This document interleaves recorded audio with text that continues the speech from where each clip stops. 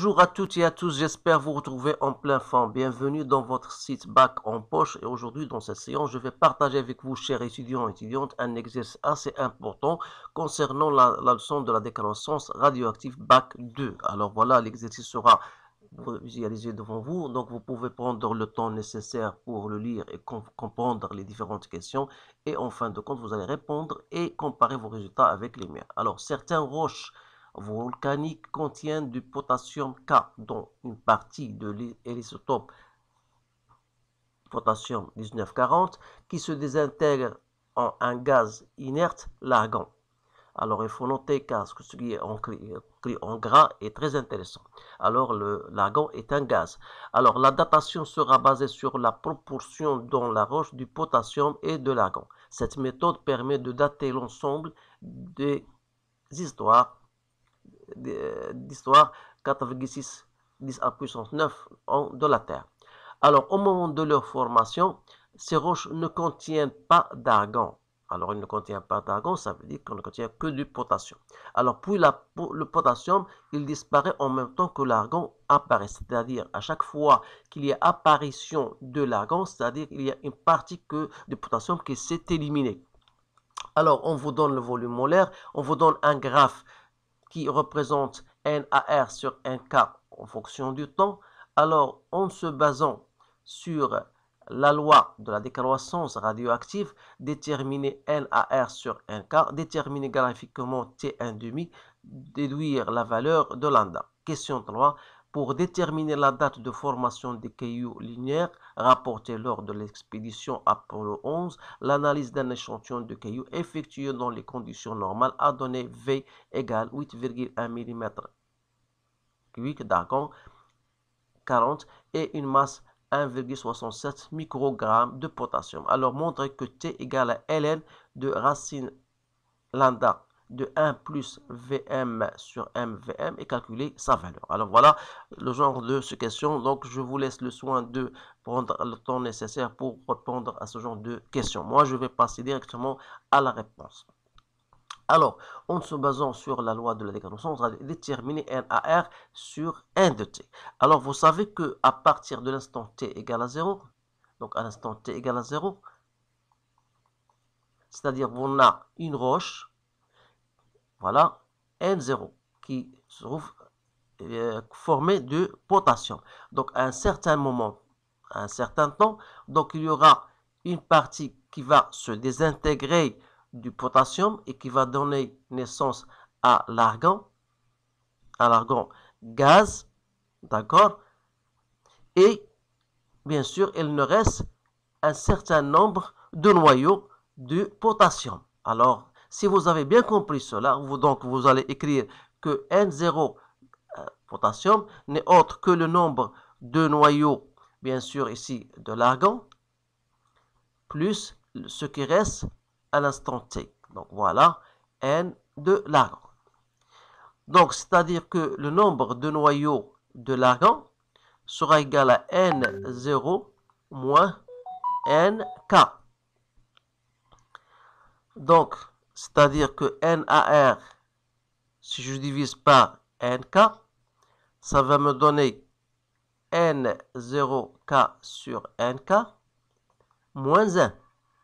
Sans oublier bien sûr que NK égale à N0 l'exponentielle de moins lambda T. Autrement dit, N0K sur NK n'est autre que l'exponentielle de lambda de T. Donc, c'est-à-dire que NAR sur NK égale à l'exponentielle de lambda T moins 1. Donc, voilà l'expression de, bien sûr, de NAR sur lequel on vous dit en fonction de T et T1,5. Connaissant T1,5 égale à ln de 2 sur lambda, alors ça veut dire que lambda est égal à ln de 2 sur T1,5. Alors cette expression, ça veut devenir NAR sur NK égale l'exponentielle de lambda. Donc c'est ln de 2 T1,5. Donc je vais ln de 2. Il me reste T sur T1,5. Donc moins 1. Donc voilà l'expression globale de cette relation. Alors, pour déduire, pour la question 2, pour déduire le t1,5, donc il suffit pour t égale à t1,5, cette expression, ça devient NAR sur NK, ça devient l'exponentielle de ln de 2 moins 1. Or, l'exponentielle de n2 c'est 2, 2 moins 1 c'est 1. Alors, en voyant bien sûr notre courbe, alors pour laquelle on a n de AR sur n égale à 2, donc voilà 2 est égal à 1, pardon, donc voilà 1. Il suffit que faire, donc vous allez faire la projection, bien sûr, pour déterminer la valeur du temps de t1,5. Alors, en faisant soigneusement cela, donc vous allez trouver que t1,5, c'est à peu près, donc c'est 1,3 10 à la puissance 9, bien sûr, en. Donc voilà t1,5, et par conséquent, lambda qui est égal à ln de 2 sur t1,5. Donc vous faites votre calcul, donc j'ai trouvé 5,3 10 à la puissance moins 10 en moins 1. Donc voilà l'expression ou bien la valeur de lambda. J'espère que cela est bien juste. Alors maintenant, je vais passer à la question 3. Donc on a répondu à la question 2. Donc il nous reste la dernière question, c'est la question 3. C'est un peu difficile. Donc on vous dit voilà, pour déterminer la date de formation de cailloux lunaire apporté lors de l'expédition Apollo 11, l'analyse d'un échantillon de cailloux effectué dans les conditions normales a donné un volume de 8,1 mm3 d'argon 40 et 1,67 microgrammes de potassium. Alors, toujours à partir de la relation qu'on a trouvée ci-dessus, donc on a trouvé que N argon sur N de potassium est égal à l'exponentielle de lambda t moins 1. Nous, on s'intéresse au temps, donc l'exponentielle de lambda t sera égale à NAR sur NK moins 1. Alors, le nombre de noyaux de potassium, c'est quoi? Vous savez la formule, c'est le nombre de moles de potassium fois le nombre d'Avogadro. C'est-à-dire c'est la masse que j'ai du potassium sur la masse molaire de potassium que je dois multiplier par Na.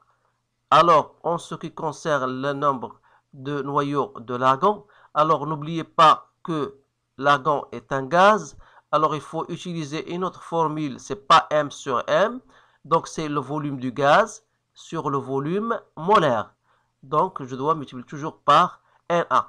Donc, ça veut dire que NAR sur NK, ça devient V fois M sur le volume molaire que je dois multiplier par M. Alors, donc, l'expression, ça devient simple. Donc, l'expression de lambda t, c'est Vm. Ici, l'expression de lambda est égale à 1, pardon, ici, c'est plus. Donc, c'est 1 plus Vm sur M fois le volume molaire.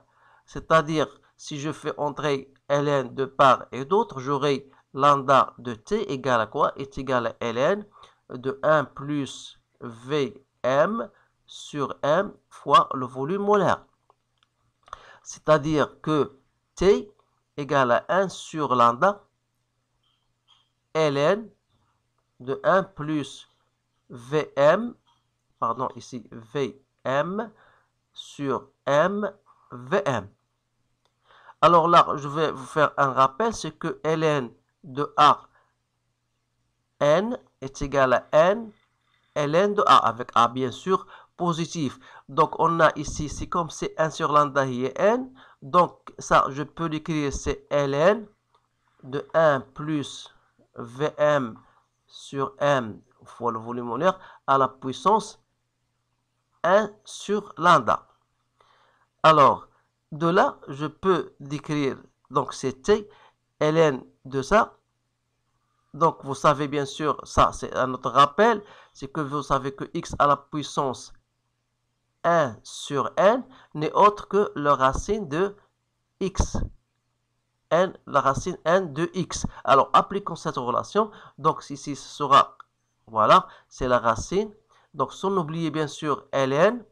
Donc, ln de quoi? De la racine lambda de 1 plus Vm sur MVM. Donc, j'ai appliqué cette relation et j'ai appliqué celle-ci. Donc, voilà, ces deux relations, vous pouvez les apprendre. Bien sûr, vous avez cela dans votre cours de maths. Alors, en appliquant ces deux relations, vous allez aboutir en fin de compte à la valeur de t donnée par l'expression ci-dessus. Alors, voilà, on a terminé cet exercice. Je vous remercie de votre attention et je vous dis à bientôt.